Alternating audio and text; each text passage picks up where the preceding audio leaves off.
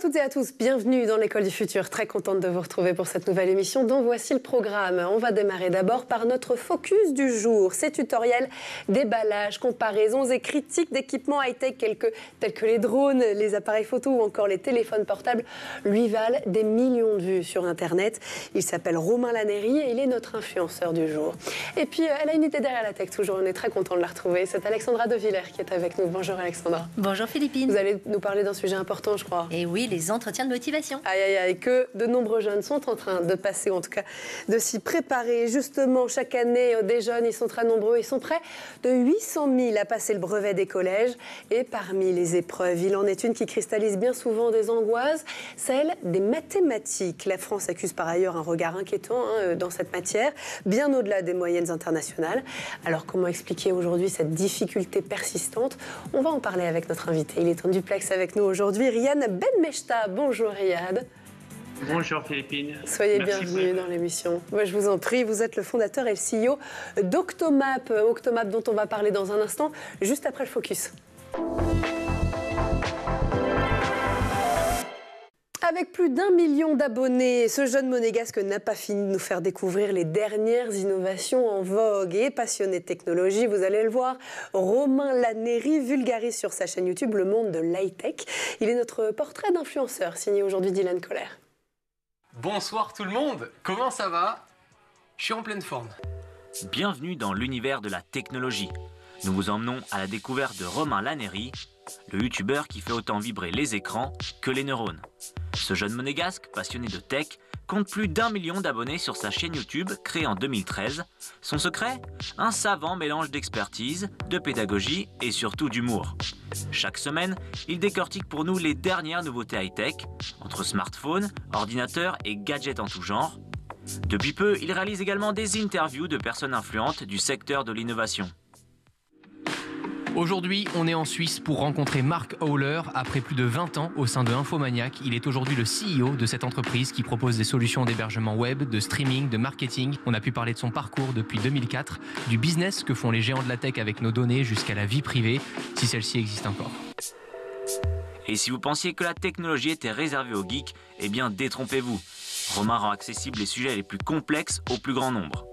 Toujours avec une énergie débordante, il nous entraîne dans ses vidéos comme si nous y étions. Ses revues sont claires, précises et toujours agrémentées d'une pointe d'originalité. Romain Lannéry incarne une nouvelle génération d'influenceurs tech, alliant expertise, accessibilité et authenticité.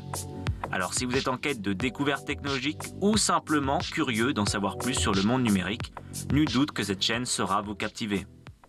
Je vous dis à très bientôt si vous êtes abonné à la chaîne. Salut!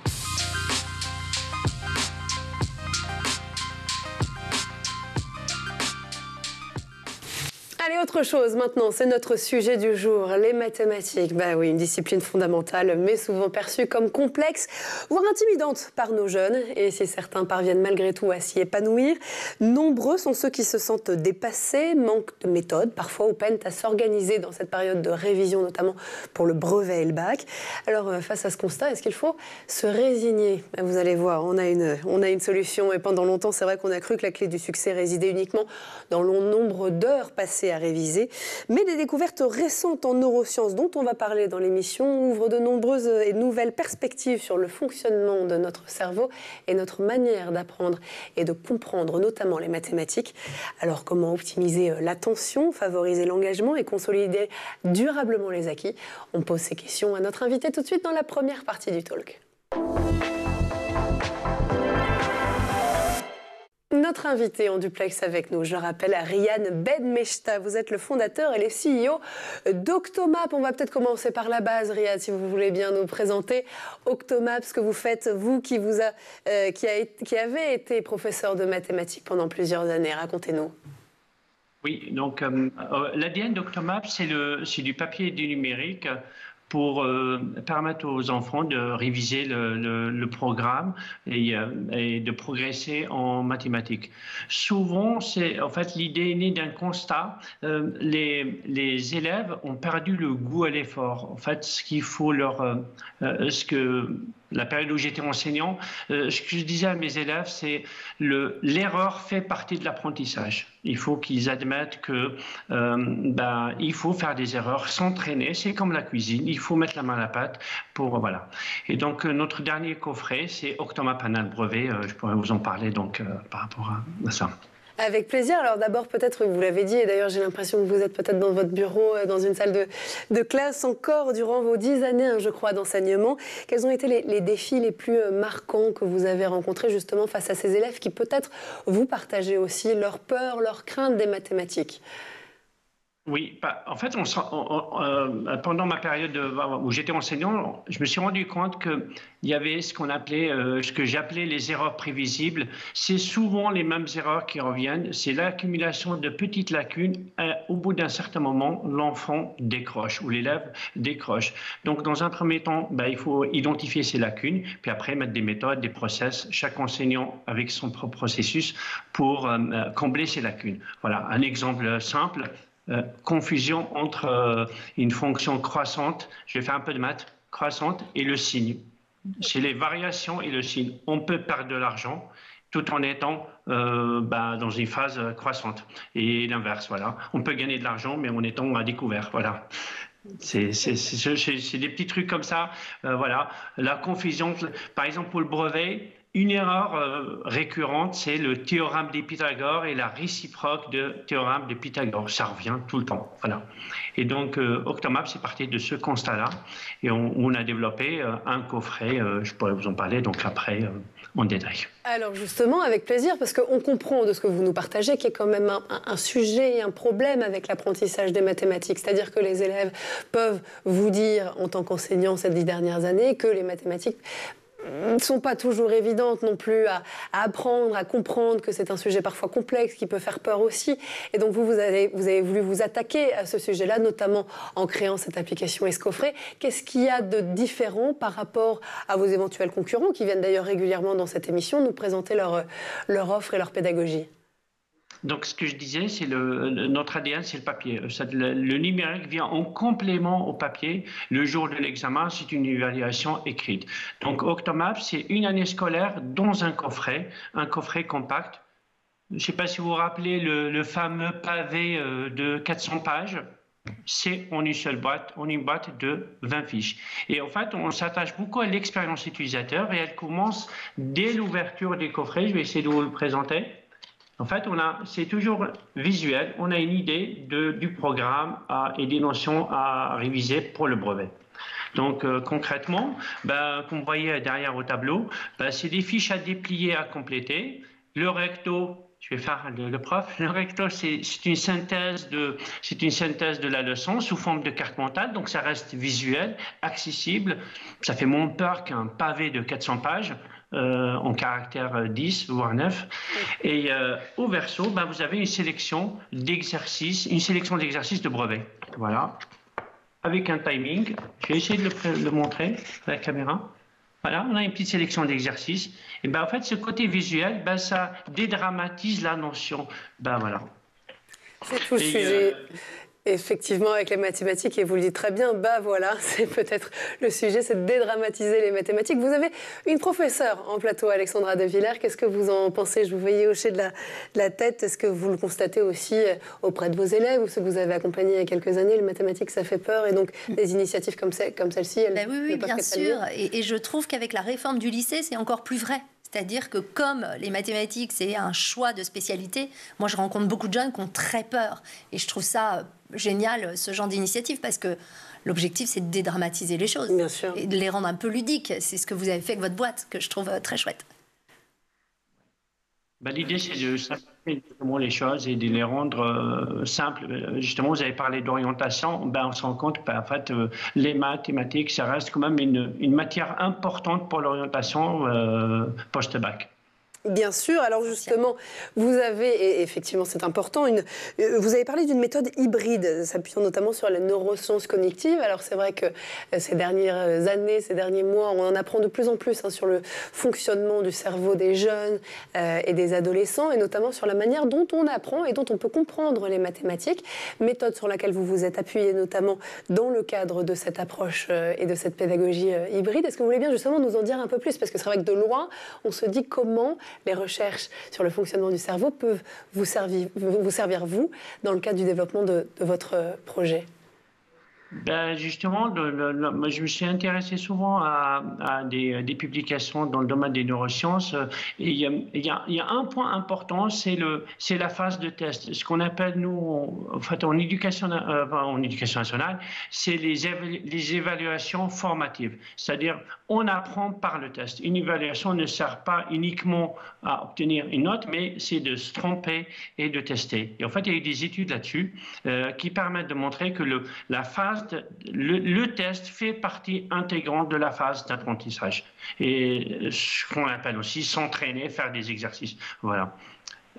Ce que vous appelez aussi dans votre pédagogie, dans votre box, le testing effect. Pourquoi justement se tester fréquemment, et je poserai la question après à Alexandra, se tester fréquemment même en échouant, parce que vous nous disiez tout à l'heure que l'erreur fait partie effectivement de l'apprentissage, et ben ça c'est presque plus efficace que de relire passivement ces cours, ce qu'on nous dit régulièrement. C'est vrai, quand on est étudiant, les enseignants nous disent qu'il faut relire les cours le soir avant d'aller vous coucher, etc. Mais vous dites c'est encore plus important de se tester même si on échoue.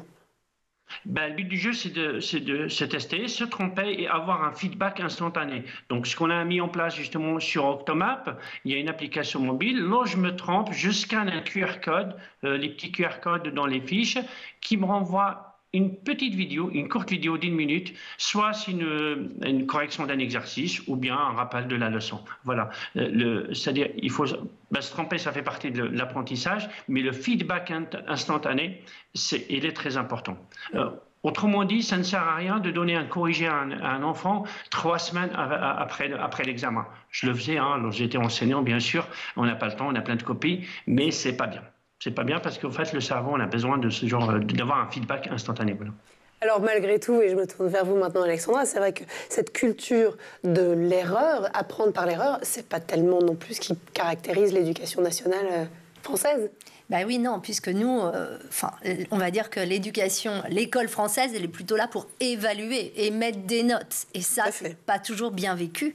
Et donc, c'est pour ça que c'est toujours, moi, je trouve ça très intéressant, ça s'appelle l'évaluation formative, de dire, on s'entraîne, on fait des petits QCM, et puis on a une évaluation, un résultat qui ne compte pas forcément dans la moyenne. Le problème, c'est ça. C'est qu'il y a beaucoup de stress autour de l'évaluation. Donc oui, je trouve ça très bien de pouvoir s'entraîner, d'avoir un feedback tout de suite. Ça fait progresser. Et moi, je vais plus loin. Je demande aux élèves, je le faisais beaucoup, à l'oral par exemple, d'évaluer leurs copains. Et quand on se met dans la position du jury, on apprend énormément des erreurs des autres. C'est génial. C'est vrai. Et ben voilà, une super pédagogie dont on va continuer évidemment à en parler dans un instant. D'abord, on fait un petit tour du côté de la planète tech. Images et vidéos, c'est le Zap, c'est le meilleur d'Internet et c'est toujours l'œil. Vous le savez, Jean Martineau.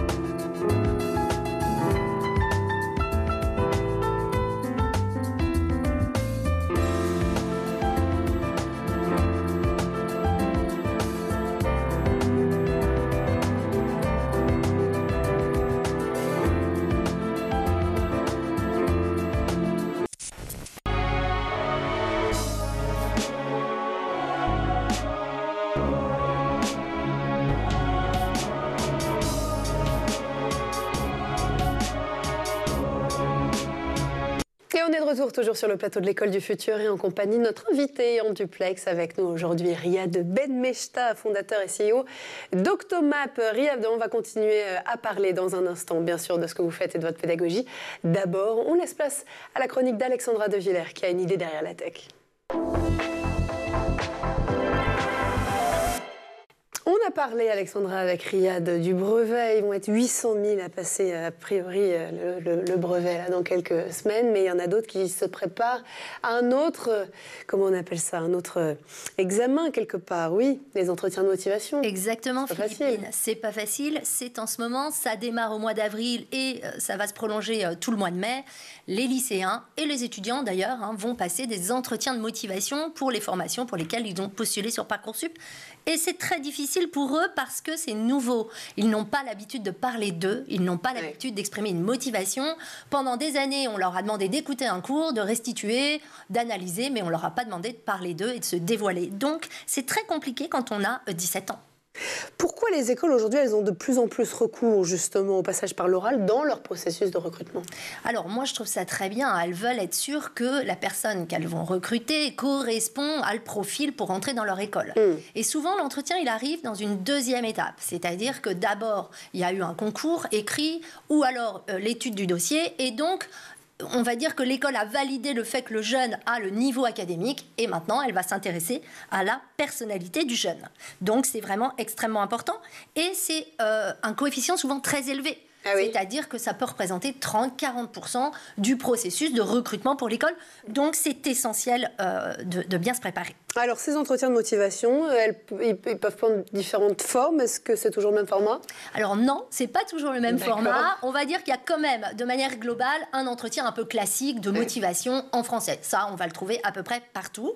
Et puis, par contre, les écoles, elles innovent. Elles aiment bien proposer des choses un petit peu différentes. Vous avez, par exemple, l'analyse de l'image qu'on retrouve assez souvent et de plus en plus souvent. L'idée, si vous voulez, c'est de montrer au jury qu'on est capable de parler de n'importe quel sujet et puis de faire un peu des ponts par rapport à son expérience personnelle, par rapport à l'actualité. Voilà, ça peut être une épreuve à part entière, mais ça peut être le moyen de lancer la discussion. Et puis, vous avez aussi le pitch scientifique. Certaines écoles d'ingénieurs demandent aux jeunes de préparer une sorte de petit discours pendant 2-3 minutes sur un sujet qui l'intéresse. L'idée, c'est de le mettre à l'aise et d'aller discuter avec lui d'un sujet qui le passionne. C'est sympa, je trouve. C'est clair. Voilà, et puis pas mal d'écoles exigent un entretien, en tout cas, on va dire un oral d'anglais. Évidemment, c'est incontournable. Voire d'une seconde langue. Certaines écoles sont très gourmandes. Elles demandent 2 entretiens, anglais et espagnol, allemand, etc. Allez, c'est parti. C'est normal, il y a de plus en plus de formations internationales. Donc, ça semble assez logique. Est-ce qu'il y a aussi des entretiens collectifs? Et oui, bien sûr, des entretiens collectifs. Et ça les met en panique, nos petits lycéens, parce qu'ils vont se retrouver avec des pairs. Et donc, ça, le regard de l'autre, c'est très compliqué quand on a 17 ans. Même plus tard, on le sait. C'est clair. Il y a plusieurs types d'entretiens collectifs. Vous avez l'entretien collectif sur qu'on appelle un débat sur un sujet d'actualité. Le jury lance un sujet et les jeunes doivent discuter ensemble du sujet et fournir une petite synthèse. C'est pas facile du tout. Il faut être capable de donner des pour, des contre, s'écouter, etc. Bien sûr. Et puis l'entretien collectif, disons de projet. Là, on leur donne un projet, quelque chose à construire ensemble et on les observe. Et c'est sympa parce qu'on leur donne des Legos, on leur donne des caplas. Et donc, les jeunes, il y en a plein qui adorent. Ils trouvent ça très sympa. Mais moi, je leur dis, attention, on n'est pas là pour jouer. On est là pour montrer qu'on est capable de collaborer. L'idée, c'est vraiment ça, c'est de voir comment le jeune se positionne dans le groupe. Est-ce qu'il est capable de communiquer? C'est effectivement la limite. C'est qu'on aimerait bien jouer, mais qu'il y a un moment, il y a un petit enjeu. Exactement. Est-ce que justement, pour cet enjeu, vous avez des conseils à donner à nos candidats qui peut-être nous regardent? Et oui, plein de conseils. Le premier, c'est de se préparer, ne pas imaginer qu'on va y aller au talent. Ça ne marche pas d'y aller au talent. Et oui. Un entretien se prépare à n'importe quel moment, à tous les âges, j'ai envie de dire. Donc, on commence par préparer un pitch, c'est-à-dire une présentation. Grosso modo, pour tous les entretiens, on va demander aux jeunes de se présenter. Ça dure 1 minute 30 à 2 minutes. D'accord. Pas plus, sinon le jury décroche. Il faut avoir réfléchi à sa motivation. C'est vraiment essentiel et pas juste répondre « Ah, j'ai toujours rêvé de faire une école de commerce ». Non, ça marche pas. Il faut aller beaucoup plus loin que ça. Est-ce qu'on a un projet derrière? Est-ce qu'on a une idée? Avoir réfléchi réfléchir à sa personnalité, les basiques, quelles sont mes compétences, quelles sont mes qualités, mes défauts aussi, ceux qu'on peut avouer évidemment, quelles sont mes valeurs. C'est très important de réfléchir à tout ça. Et puis surtout, arriver en s'étant bien renseigné sur l'école. On ne vient pas en se disant, tiens, il y a de la lumière, je vais venir voir ce qui s'y passe. Non, on a bien regardé toute la maquette pédagogique de l'école, on sait à quel moment on va partir à l'étranger, les universités partenaires, les cours qui nous intéressent. Il faut montrer sa motivation pour l'école, c'est essentiel. Bien sûr. Alors, comment ça se termine un entretien? Est-ce que vous avez des conseils? Mais oui, j'en ai plein parce que c'est une étape que les jeunes négligent. Et il ne faut pas. Le jury va redonner la main au candidat pour finir l'entretien. Il ne faut pas louper ça. C'est un peu comme l'ouverture, hein, si vous voulez, de la dissertation. Moi, je leur dis toujours, non, tu n'as pas le droit de ne pas faire d'ouverture. Et bien là, c'est la même chose. Donc, ça peut prendre plusieurs formes. On peut leur demander, avez-vous une question à nous poser? On va vous laisser conclure. Est-ce que vous voulez ajouter quelque chose? Gros problème, beaucoup de jeunes disent, non, j'ai rien à ajouter. Ça va pas? Ah oui. Bien sûr que oui, on a toujours quelque chose à ajouter, on a toujours une question à poser parce qu'on a préparé ça. Ça ne s'improvise pas, ça se prépare en amont. Une petite idée que je peux partager, hein, un petit tips, c'est de montrer à l'école qu'on a envie de s'investir dans la vie de l'école. Okay. Donc de dire, j'ai regardé vos associations, j'ai envie de faire ci, j'ai envie de faire ça. Parce que les écoles vont chercher des jeunes prêts à faire vivre l'école. Donc, montrer que vous faites partie de ces jeunes-là. Ils cherchent des personnalités. Exactement. Bah, dis donc, prêts à s'engager. Tout à fait. Tout à fait. Et derrière, faire rayonner, j'imagine, l'école et le réseau d'alumni plus tard. Devenir ambassadeur, c'est essentiel. C'est essentiel. Merci beaucoup, en tout cas, pour tous ces plaisir. conseils, Alexandra. On va continuer parce que ces jeunes, les pauvres, ils ont le bac, le brevet, les entretiens de motivation, Parcoursup. Ah là là, mais vous allez très vite revenir nous en parler. On va continuer à parler, donc, bien sûr, du brevet et des maths tout de suite avec notre invité dans la deuxième partie du talk. Et notre invité est toujours en duplex avec nous, Riyad Benmechta. Je rappelle que vous êtes le fondateur et le CEO d'Octomap. Alors, vous nous avez expliqué en première partie du talk, et d'ailleurs, merci pour ça, hein, le fonctionnement de votre coffret, la pédagogie qui est derrière, basée notamment sur les neurosciences. Vous avez travaillé avec un spécialiste du cerveau, Stanislas Dehaene, sur les 4 piliers de l'apprentissage, justement, grâce au cerveau. Vous avez mis en avant aussi le testing effect, c'est important, on l'a dit, et pas toujours bien mis en avant dans le système éducatif français, celui du droit à l'erreur et d'apprendre de ses erreurs. Votre ambition, à vous, Riyad, c'est de devenir une référence dans l'apprentissage des mathématiques. Je vais y arriver, hein, c'est déjà pas mal. Quels sont les prochains projets que vous souhaitez développer avec Octomap ? Donc, le premier projet, là, donc on a lancé au mois de mars le coffret Anal Brevet de 2025. On est en train d'améliorer, on a des retours d'utilisateurs, les premiers utilisateurs. Donc, il faut, pour la seconde version qui sortira pour l'année 2026, on travaille sur le contenu pour couvrir l'ensemble première et terminale, notamment le bac, la même chose, hein, Anal baccalauréat, puis aller vers d'autres matières parce qu'on a de la demande. Voilà. Alors justement, d'autres matières, est-ce que pour continuer à développer ces matières et puis derrière aussi les autres niveaux sur lesquels vous souhaitez vous avancer, l'utilisation de l'intelligence artificielle, c'est quelque chose qui vous intéresse, que vous utilisez peut-être déjà aujourd'hui ? On l'utilise déjà pour la voix off. La voix off de nos vidéos, elle est construite avec l'intelligence. Sur le coffret Anal Brevet, on a utilisé de l'intelligence artificielle. Pourquoi? Parce qu'en fait, nos vidéos sont en amélioration continue. Dès qu'un enseignant, en fait, on a réussi à fédérer un groupe d'enseignants pour relire, corriger les vidéos et il faut adapter la voix off. Et pour être assez réactif, la meilleure solution, c'était l'intelligence artificielle. L'intelligence artificielle, est-ce que vous l'utilisez aussi également pour un suivi personnalisé quelque part grâce à votre application des élèves? C'est dans nos tuyaux, c'est une autre brique en fait, c'est de la capacité à analyser ce que les élèves, d'avoir ce qu'on appelle analyser le travail de l'élève pour lui donner, pour personnaliser le bilan en fait, le bilan pour chaque enfant, voilà. On observe aussi quand on parle des mathématiques, et c'est vrai qu'on en parle aussi régulièrement dans l'école du futur, une certaine disparité de genre face aux matières scientifiques.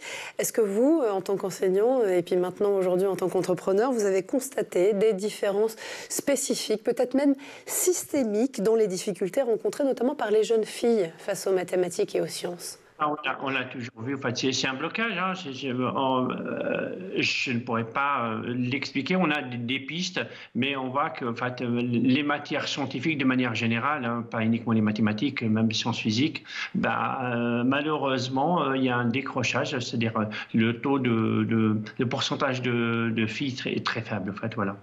Il y a aussi, voilà. Comment ça s'explique ça ?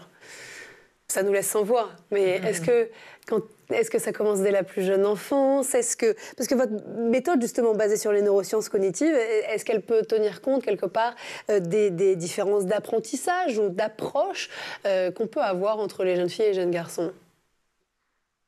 Je pense aussi que c'est lié à l'orientation, parce que dès le jeune âge, on commence à parler d'orientation. Et en fait, les matières scientifiques, notamment les mathématiques, ne servent pas uniquement pour l'orientation, ça sert à développer sa façon de raisonner. Et peut-être expliquer de cette façon-là, on aurait plus de personnes aptes à suivre cette matière et aimer cette matière, si j'ose dire. Mais l'orientation, on commence à en parler bien plus tard, Alexandra. Alors, Philippine, si vous me lancez sur ce sujet... Je sais, elle va partir en roue libre. Non, en fait, moi, je suis assez persuadée que c'est pas un problème d'orientation, comme vous le dites là, c'est un problème de socialisation. C'est-à-dire qu'aujourd'hui encore, on vit dans une société où on socialise les filles pour qu'elles occupent la place qu'elles doivent occuper. Et donc, mais c'est diffus, si vous voulez, c'est pas clairement assumé. Et beaucoup de filles s'auto-censurent parce que elles ont incorporé l'idée qu'une femme ne pourra pas s'investir dans une grande carrière scientifique. En fait. Vous le voyez aussi auprès des jeunes que vous accompagnez ? Énormément, vraiment. Il y en a qui encore disent « Oui, mais non, je ne peux pas aller travailler dans ce secteur parce que du coup, je n'aurai pas de temps pour m'occuper de mes enfants. »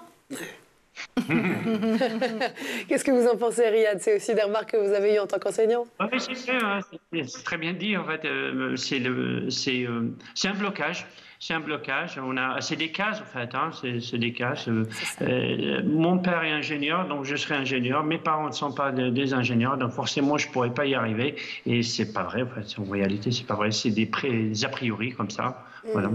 Donc ça doit commencer quelque part, cette sensibilisation, cette sociabilisation, parce qu'on comprend que c'est un sujet sociétal évidemment, avec ce que vous nous partagez tous les deux. Ça doit commencer dès le plus jeune âge quelque part, Riyad. J'imagine que votre ambition aussi, c'est de faire en sorte que plus jamais une seule fille ou un seul garçon n'ait peur des mathématiques ou peur de se lancer dans une carrière scientifique notamment, en raison de cette peur des mathématiques. Oui, en fait, il faut justement ouvrir l'esprit des enfants dès leur jeune âge, à différents métiers, et ne pas classer les garçons dans un métier, les filles dans un autre métier dès leur jeune âge. Voilà. On est bien d'accord, je crois, tous sur le plateau, comme bien sûr sur ce constat. Merci en tout cas beaucoup à vous, Riyad Benmechta, d'avoir été parmi nous en duplex aujourd'hui. Je rappelle que vous êtes le fondateur et le CEO d'Octomap. Et puis bien sûr, même s'ils ont encore un peu de temps, on souhaite beaucoup de courage aussi à tous les collégiens qui sont en train de commencer à réviser, bien sûr, pour le brevet. On l'espère, parce qu'il y en a une qui veille au grain. C'est Alexandra De Villers. Merci aussi d'avoir été parmi nous aujourd'hui, Alexandra. Merci à Edouard Degnaud, Dylan Kohler d'avoir produit cette émission, ainsi qu'à toute la régie. Merci à vous de nous avoir suivis. Et comme tous les jours, dès demain, et avec un peu plus de voix, je l'espère, on se retrouve dans l'école du futur. Et d'ici là, passez une très bonne journée.